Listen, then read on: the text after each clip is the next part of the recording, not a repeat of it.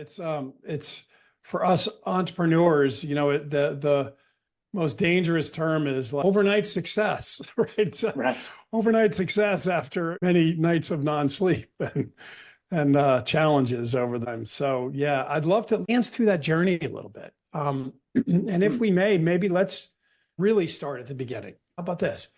What's your first memory ever in life? My first memory ever in life, that's really hard to say. I think it was probably hiding under the bed because my grandparents were taking care of me and my brothers were about to come in, and I was hiding under the bed for some reason.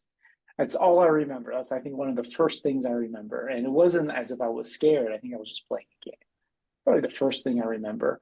Where were you in the So world? Just I give was me. I grew up in a suburb called Lakewood outside of Tacoma, Washington, outside of Mhm. Seattle, if you're familiar with that area. But I Sure. was born in Taiwan, and my parents and I immigrated to the US when I was 5.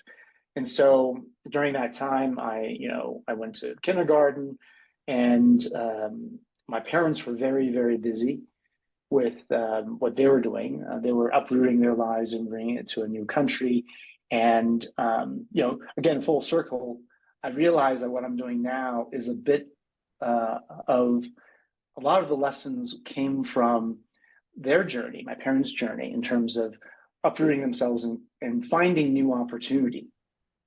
And again, in retrospect, and this is very easy to see in retrospect, so much of that opportunity was created by a system that works, right? You can come to the US, have a little bit of capital, but you can also borrow more capital. And you can create successful businesses that way. And that's Fascinating. essentially what my parents did, right? I mean, they were professionals. That my mother was a nurse, my father was in the pharmaceutical sector. But when they came to the US, they actually didn't have the credentials to be able to work professionally. And so they had to run their own businesses. And as they took the tiny bit of capital that they had and they leveraged it, they literally, to give you the place where this memory comes from was actually in this motel, not hotel, motel that they had bought with a little bit of capital they had and Excuse me, leverage from a Jim, bank, of course, that they bought. that they bought. Was this after they moved they moved from Taiwan? Yes, they Okay. took all the capital, their life savings, Wow. came to the US and said, and that's, this is really interesting because when I think about it, like, wow, that's a lot of risk, right? They went and bought a motel, a roadside motel in Tacoma, Washington. Wow. And the only way they were able to do that was because they could take their capital and leverage it with bank debt. And, I take that for granted. We take that for granted as Americans. But so many places in the world, and I'm jumping a little bit to, what we do now and the systemic problem that we're solving. So many people in the world don't have access to that kind of credit. And that's the problem.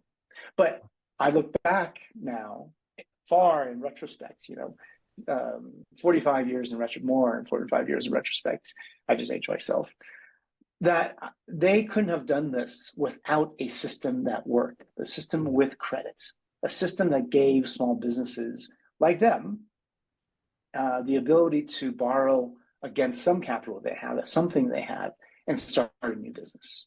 And so that bed that I was hiding under when I was 5 was actually in a motel, in kind of the manager living quarters of a motel where my parents had taken over and were running for their livelihoods.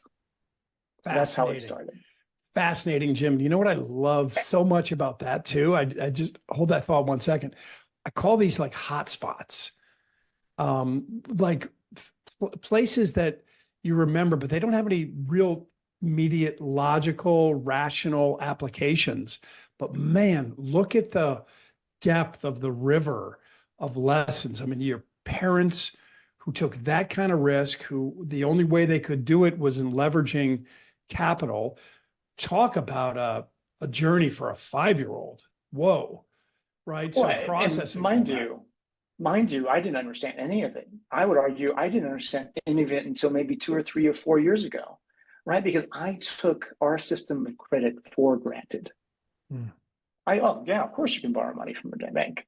Of course you can.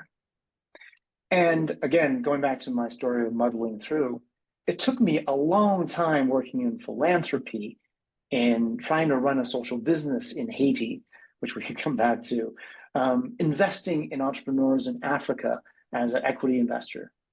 It took me a long time to realize, oh, the thing that everyone is missing is access to credit, not just access to capital, but access to credit.